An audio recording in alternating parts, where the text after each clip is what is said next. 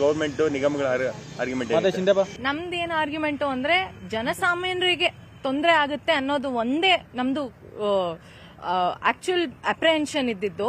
That government ಪರವಾಗಿ ಅಥವಾ ಅವ್ರ KSRTC ಹಂಗಲ್ಲ. ಜನಸಾಮಾನ್ಯರಿಗೆ ಒಂದಿನ ಸ್ಟ್ರೈಕ್ ಆದ್ರೆ ಅದನ್ನ ವಾಪಸ್ ರೀಗೇನ್ ಮಾಡಕ್ಕೆ ಒಂದ್ 4-5 ದಿನ, ಒಂದು ವಾರ ತಗೊಳುತ್ತೆ ಜನಸಾಮಾನ್ಯರು ವಾಪಸ್ ಅವ್ರ ಜೀವನ ಹೋಗಕ್ಕೆ. ಸೊ ಈ ಸ್ಟ್ರೈಕು ಇವ್ರು ಇಂಡೆಫಿನಿಟ್ ಸ್ಟ್ರೈಕು, ಅದು ಬೇರೆ ಫುಲ್ ಏನೋ ರಾಜ್ಯಾದ್ಯಂತ ಸ್ಟ್ರೈಕ್ ಮಾಡ್ಬೇಕು ಅಂತಿದಾರಲ್ಲ, ಅದು ನಮಗೆ ಕಾತುರದಲ್ಲಿ ಇಲ್ಲ. ನಾವು ಪಬ್ಲಿಕ್ಕಿಗೆ ತೊಂದರೆ ಆಗಬಾರ್ದು ಅನ್ನೋ ಒಂದೇ ಒಂದು ಉದ್ದೇಶಕ್ಕೆ ಇಲ್ಲಿ ಕೋರ್ಟ್ ಮುಂದೆ ಬಂದಿತ್ತು. ಹೌದು, ಇಲ್ಲಿ 12:15 ಏನೋ ಮೀಟಿಂಗ್ ನಡೀತಾ ಇದೆ ಅಂತಂದ್ರು ಗವರ್ಮೆಂಟ್ ಜೊತೆ ವಿತ್ ದ ಯೂನಿಯನ್. ಬಟ್ ಅದ್ರದ್ದು ಏನು ಫಲಿತಾಂಶ ಆಯ್ತು ಅಂತ ನಮ್ಗೆ ಗೊತ್ತಾಗ್ಲಿಲ್ಲ.